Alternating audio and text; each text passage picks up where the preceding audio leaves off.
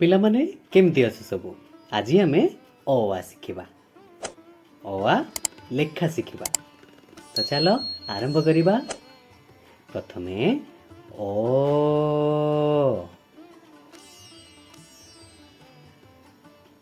ଏମିତି ଭାଙ୍ଗ କଲେ, ପେଟ କଲେ, ଆଉ ଗୋଟେ ଗାର କଲେ। ଏମିତି ହେଲା ଅ। ଅ ଭଳି ଆଉ ଗୋଟେ ଅକ୍ଷର ମାନେ ତା ଭାଇ ଆ। ଆକୁ ଠିକ୍ ସେମିତିକା ଲେଖିବା। ଲେଖିକି ତାର ଆଉ ଗୋଟେ ବାଡ଼ି ଦେଇଦେବା। ଓ ଇଏ ହେଉଛି ଆ। ମୋ ସାଙ୍ଗରେ ଡାକ ଓ ଆ। ଓ ଆ ପରେ ହର୍ଷଇ ଦୀର୍ଘଇ। ହର୍ଷଇ ଦୀର୍ଘଇ ବି ବହୁତ ସହଜ। ଆମେ ଏମିତି ଯୋଡ଼ି ଯୋଡ଼ିକିରି ଦୁଇଟା ଶୂନ ଦେବା। ଶୂନ ଦେଇକି ତାକୁ ଏମିତି ଉପରେ ଟୋପି କଲେ, ତଳକୁ ଆଣିକି ଗାର କରିଦେଲେ। ଏଇଟା ହେଲା ହର୍ଷଇ। ହର୍ଷଇ ଭଳି ଠିକ୍ ସେମିତି ଦୀର୍ଘଇ ମାନେ ତା ଭଉଣୀ। ଦୀର୍ଘଇରେ ଠିକ୍ ସେମିତି ଦୁଇଟା ଶୂନ ଦେଲେ, ଉପରକୁ ଟୋପି କଲେ, କିନ୍ତୁ ଏଇଠି ଗୋଟେ ଭାଙ୍ଗ କରିକି ସେଇଟା ତଳକୁ ଆଣିକି ଗାର କଲେ। ଏଇଟା ହେଲା ଦୀର୍ଘଇ। ହର୍ଷଇ ଦୀର୍ଘଇ। ହର୍ଷଇ ଦୀର୍ଘଇ ପରି ଠିକ୍ ସେମିତି ହର୍ଷଉ ଦୀର୍ଘଉ। ହର୍ଷଉ ଦୀର୍ଘଉ ମଧ୍ୟ ଏକା ଭଳି।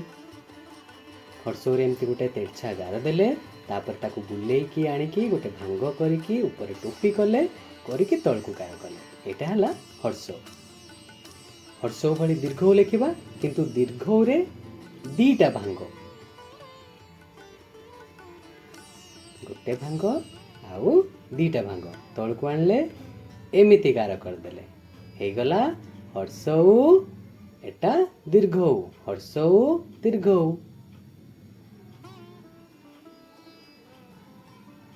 ହର୍ଷଉ ଦୀର୍ଘଉ ପରେ ଏବେ ଲେଖିବା ହର୍ଷରୁ ଆଉ ଦୀର୍ଘରୁ। ହର୍ଷରୁ ପାଇଁ ଗୋଟେ ଶୂନ କଲେ, ଉପରକୁ ଟୋପି କଲେ, କରିକି ଗୋଟେ ଭାଙ୍ଗ କରିକି ତଳକୁ ଆଣିକି ଗାର କଲେ। ଏଇଟା ହେଲା ହର୍ଷରୁ। ହର୍ଷରୁ ଭଳି ଠିକ୍ ସେମିତି ଦୀର୍ଘରୁ, କିନ୍ତୁ ତାର ଦିଟା ଭାଙ୍ଗ। ଦେଖ ଗୋଟେ ଭାଙ୍ଗ, ଦିଟା ଭାଙ୍ଗ, ତାପରେ ତଳକୁ ଆଣିକି ଗାର। ଦେଖିପାରୁଛ? ହର୍ଷରୁ ଏଇଟା ହେଲା ଦୀର୍ଘରୁ। ହର୍ଷରୁ ଦୀର୍ଘରୁ ପରେ ଏବେ ଲେଖିବା ଏ ଐ। ଏମିତି ଗାର ତେର୍ଛା କରିକି ଉପରକୁ ନେଇକି ଆମେ ମୋଡ଼ିଦେଲେ। ମୋଡ଼ି ଦେଇକି ତାକୁ ଲଗେଇଦେଲେ, ହେଇଗଲା ଏ। ତାପରେ ଏବେ ଐ ଲେଖିବା ଠିକ୍ ସେମିତି। ଠିକ୍ ସେମିତି ଲେଖିକି ତା ପାଖରେ ଗୋଟେ ଯୋଡ଼ିକି ତାର ଗୋଟେ ବାଡ଼ି ମାନେ ଆଉ ଗୋଟେ ବଙ୍କୁଲି ବାଡ଼ି। ଦେଖୁଛ କେମିତି ଏ ଆଉ ଐ ହେଇଗଲା। ଏ ଐ ପରେ ଉ ଔ। ଉ ପାଇଁ ଏମିତି ଗୋଟେ କରିବା, ତାପରେ ତଳକୁ ନେଇକି ମୋଡ଼ିଦେବା, ତାକୁ ଉପରକୁ ଛାଡ଼ିଦେବା। ଏଇଟା ହେଲା ଉ। ଉ ଭଳି ଠିକ୍ ସେମିତି ତାର ଭାଇ ଔ। ଔ ପାଇଁ ଠିକ୍ ସେମିତି କରିବା। ସେମିତି ଗୋଟେ ଲେଖିକି ତା ପାଖରେ ଐ ପାଖରେ ଯେମିତି ଆମେ କରିଥିଲେ ସେମିତିକା ଗୋଟେ ବଙ୍କୁଲି ବାଡ଼ି କରିକି ତାକୁ ଆମେ ଔ କରିଦେବା। ଉ ଔ। ଉ ଔ। ଉ ଔ ସରିଲା ପରେ ଏବେ ଆମେ କ'ଣ ଲେଖିବା? କ ଖ। କ କେମିତି ଲେଖିବା? ପ୍ରଥମେ ଆମେ ଗୋଟେ ଶୂନ କରିବା। ଶୂନ କରିକି ଏଠି ଗୋଟେ ବଙ୍କୁଲି କରିବା। ଶୂନ ବଙ୍କୁଲି, ବଙ୍କୁଲି ଉପରେ ଆମେ କ'ଣ କରିବା? ସେ ଶୂନ ଦେଇକି ଗୋଟେ ଟୋପି କରିଦେଲେ। ୟା ନାଁ ହେଉଛି କ। କ। ତାପରେ ଆମେ ଲେଖିବା ଖ। ଖ ବି ଠିକ୍ ସେମିତି ଗୋଟେ ଶୂନ ଦେବା। ଶୂନ ଦେଇକି ଆର ଆଉ ବଙ୍କୁଲି ନାହିଁ। ୟା ବଙ୍କୁଲିଟା ଆମେ ଉପରେ ଦେବା। କେମିତିକା? ଆ ଉପରେ ଟୋପି କଲେ, ହାଲକା ଟୋପି କରିକି ଛାଡ଼ିଦେଲେ, ଏଇଠି ଗୋଟେ ଖାଲ ଭଳି ମାନେ ଏଇଠି ଗୋଟେ ବଙ୍କୁଲି କରିକି ତାକୁ ବାଡ଼ି କରିଦେଲେ। ତା ନାଁ ହେଲା ଖ। କ ଏଟା ହେଲା ଖ। କ ଖ ପରେ ଏବେ ଆସିବ ଗ ଘ। ଗ ପାଇଁ କ'ଣ କରିବା? ଗୋଟେ ଶୂନ ଦେଲେ, ଉପରେ ଗୋଟେ ଟୋପି କରିଦେଲେ, ଆଉ ଗୋଟେ ଗାର କରିଦେଲେ। ଗଟା ପୁରା ସହଜ। ଗ ପରେ କ'ଣ ଆସିବ? ଘ। ଘରେ ଏମିତି ତଳକୁ ଥରେ କଲେ, ଆଉ ଥରେ ତାକୁ ଏମିତି କଲେ, କରିକି ଉପରେ ତାକୁ ଘୋଡ଼େଇ ଦେଲେ ମାନେ ଟୋପି କରିଦେଲେ କରିକି ତାକୁ ଲଗେଇକି ଗୋଟେ ଗାର ଦେଇଦେଲେ। ଏଇଟା ହେଲା ଘ। ଗ ଘ ଗ ଘ ପରେ ଆସିବ ଉଁ। ଉଁ ଯେମିତି ଆମେ ହର୍ଷଉ ଲେଖିଥିଲେ ଠିକ୍ ସେମିତି ଲେଖିବା, ଗୋଟେ ତେର୍ଛାକାର ଦେବା, ଏମିତି ତଳକୁ ମୋଡ଼ିବା, ମୋଡ଼ିକି ଗୋଟେ ଭାଙ୍ଗ କରିକି ଉପରକୁ ଉଠେଇବା। କିନ୍ତୁ ହର୍ଷଉରେ କ'ଣ କରିଥିଲେ, ତଳକୁ ଆଣିକି ଗାର କରିଥିଲେ, ଏଠି ଆଉ ଗାର କରିବାନି, ଏଠି ଆମେ କ'ଣ କରିବା, ସେଇଠି ଗୋଟେ ଶୂନ ଦେଇଦେବା। ୟା ନାଁ ହେଉଛି ଉଁ। ଉଁ ପରେ କ'ଣ ଲେଖିବା, ଚ।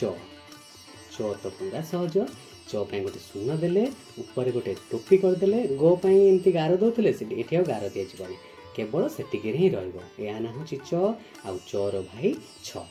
ଚ ଭଳି ପୁରା ଡିଟୋ ଦେଖିବାକୁ, ଆଉ କିନ୍ତୁ ତା ତଳେ ଦୁଇଟା ଗୋଡ଼ି ରଖିଦେବା, ମାନେ ଦୁଇଟା ଶୂନ କରିଦେବା, ଛୋଟ ଛୋଟ ଶୂନ। ତ ଚ ଛ। ଚ ଛ ସରିଲା ପରେ ଏବେ ଆମେ ଲେଖିବା ବର୍ଗେ ଜ ଆଉ ଝ। ବର୍ଗେ ଜ ପାଇଁ ଏମିତିକା ଟିକେ ଓସାର କରିକି ଗୋଟେ ବଙ୍କୁଲି କରିବା, କରିକି ଉପରେ ଟୋପି କରିଦେବା, ହେଇଗଲା ବର୍ଗେ ଜ। ବର୍ଗେ ଜ ପରେ ଝ ଲେଖିବା, ଯେମିତି ଚ ଲେଖିଥିଲେ ଠିକ୍ ସେମିତି କିନ୍ତୁ ଟିକେ ଅଲଗା। ଶୂନ କରିଦେଲେ, ଉପରେ ଟୋପି କରିକି ଏମିତିକା ସେଇଠୁ ଗୋଟେ ଖାଲ କରିଦେବା, ମାନେ ବଙ୍କୁଲିଟାକୁ ଉପରକୁ ଟିକେ ମୋଡ଼ିଦେବା, ହେଇଗଲା। ତାପରେ ତା ତଳେ ଗୋଟେ ଗାର ଦେଇଦେବା, ହେଇଗଲା ବର୍ଗେ ଜ ଆଉ ଝ। ଏବେ ଆମେ ଲେଖିବା ନିଅ। ଅ ଯେମିତି ଲେଖନ୍ତି ସେମିତି ଲେଖିକି ଉପରକୁ କରିଦେବା, ପୁଣି ଆଉ ଗୋଟେ ସେମିତିକା କରିଦେବା ଯୋଡ଼ି ଯୋଡ଼ିକି। ୟା ନାଁ ହେଉଛି ନିଅ। ନିଅ ପରେ ଆସିବ ଟ ଠ, ଯେଉଁଟାକି ପୁରା ସହଜ। ଏମିତି ଚ ଭଳିକା ଲେଖିବା, କିନ୍ତୁ ଏଇଠି ଉପରେ ଗୋଟେ ଗାର ଦେଇଦେବା। ୟା ନାଁ ହେଉଛି ଟ। ଆଉ ଠ ତ ପୁରା ସହଜ, ଖାଲି ଗୋଟେ ବଡ଼ ଶୂନ, ତା ନାଁ ହେଲା ଠ। ଟ ଆଉ ଠ। ଟ ଠ ପରେ ଲେଖିବା ଡ। ଡ ଯେମିତି ଉଁ ଲେଖିଥିଲ ଆଉ ହର୍ଷଉ ଲେଖିଥିଲ ସେମିତି ମନେ ପଡ଼ୁଛି, ଠିକ୍ ସେମିତି ଲେଖିବା, କିନ୍ତୁ ଏଠି ଯେଉଁ ଶୂନ ଦେଇଥିଲେ କି ଗାର ଦେଇଥିଲେ କିଛି ନ ଦେଇକି ତାକୁ ସେମିତି ଛାଡ଼ିଦେବା, ତା ନାଁ ହେବ ଡ। ଢ ଲେଖିବା। ଢରେ ଏମିତି ଗୋଟେ କୁନି ଶୂନଟେ କରିକି ଉପରକୁ ମାନେ ଗୋଟେ ଭାଙ୍ଗ କରିକି ତାପରେ ଟୋପି କରିଦେଲେ, ୟା ନାଁ ତାପରେ ସେ ଯେଉଁ ଶୂନ କରିଥିଲେ ତାର ଗୋଟେ ଲାଞ୍ଜ କରିଦେବା, ଲାଞ୍ଜ କରିଦେଲେ ତା ନାଁ ହେଉଛି ଢ। ଡ ଆଉ ଢ। ଢ ଢ ପରେ ମୂର୍ଦ୍ଧଣ। ମୂର୍ଦ୍ଧଣ କେମିତି କରିବା, ଠିକ୍ ସେମିତି ଯେମିତି ଢ ଲେଖିଥିଲେ ଗୋଟେ ଛୋଟ ଶୂନ କରିକି ଗୋଟେ ଭାଙ୍ଗ କରିକି ଉପରେ ଟୋପିଟେ କରିଦେବା, ଟୋପିଟେ କରିଦେଇକି ତା ପାଖରେ ଗୋଟେ ବାଡ଼ି ଧରେଇଦେବା, ତା ନାଁ ହେଲା ମୂର୍ଦ୍ଧଣ। ଆଚ୍ଛା, ମୂର୍ଦ୍ଧଣ ସରିଲା। ମୂର୍ଦ୍ଧଣ ପରେ ଆମେ ଲେଖିବା ତ। ଯେମିତି ମୂର୍ଦ୍ଧଣ ଲେଖିଲେ ଠିକ୍ ସେମିତି ତ ଲେଖିଲ। ଏଠି ବାଡ଼ି ଆମେ ଦେବା ନାହିଁ, ନଦେଲେ ହେଇଯିବ କ'ଣ ତ। ଏବେ ଆମେ ଲେଖିବା ଥ।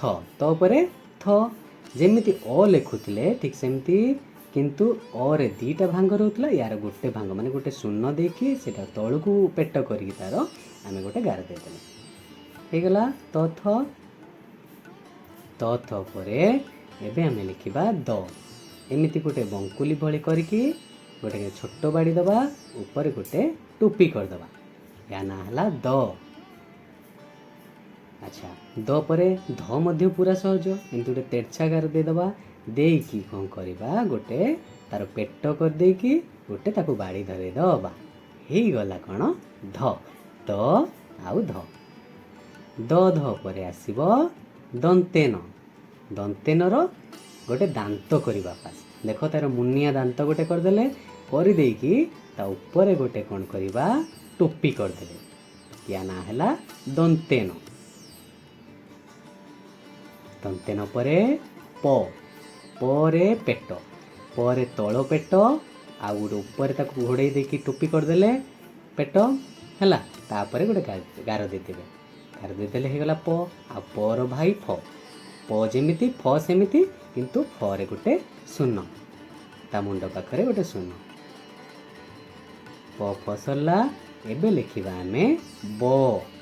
ବ କେମିତି, ଏମିତି ଗୋଟେ କୁନି ବଙ୍କୁଲି ବାଡ଼ି ଦେଇକି ଦ ଭଳି ଲେଖିବା। ଦରେ କିନ୍ତୁ ସେଠୁ ରହୁଥିଲା, ଏଟାର ଏଇଠୁ ରହିବ,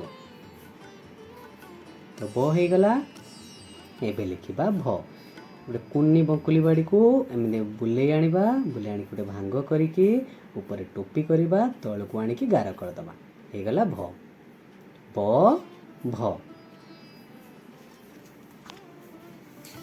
ब भ पर आम लिखा म मरे केमती गोटे छोट गार देले तेरछा गार देखी गोटे टोपी कले करिकी ता पाखरे गोटे गार देदेले एटा हला म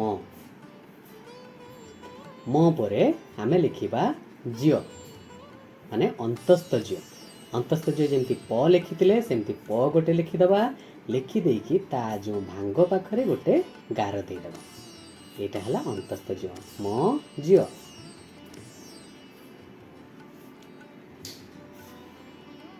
म जियो परे शिव र केमती च जो लिखुले जमती ठीक सेमती किंतु एटा तळको आनिक आमे गार करदबा शून्य टोपी आउ गार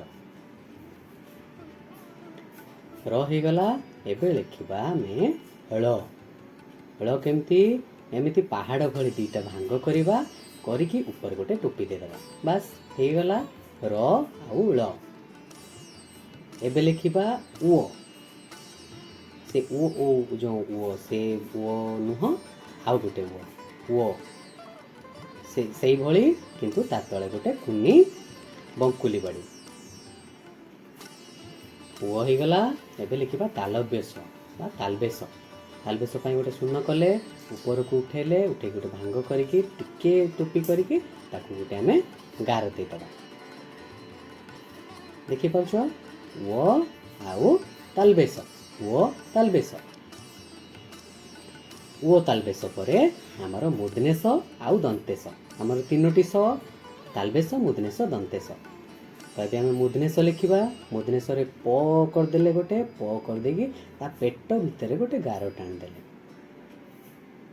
हे गला मुदनेश परे दंतेश जेमती म लिखिथिले म लिखिदबा म तळे गोटे गार दे दबा तो हे गला ता ना होची दंतेश मुदनेश दंतेश परे एबे लिखिबा आमे ह गोटे कुनी गोटे बंकुली करिकी ऊपर टोपी कर देले आ तळे एमती गोटे ताकू बाड़ी दे दबा कुणिया बाड़ी ह हे गला। एबे क्ष लिखिबा क्ष सेमती प लिखिकी ता पेटरे गार आउ ता मुहरे गार माने ता भांगरे गार ह क्ष हे गला।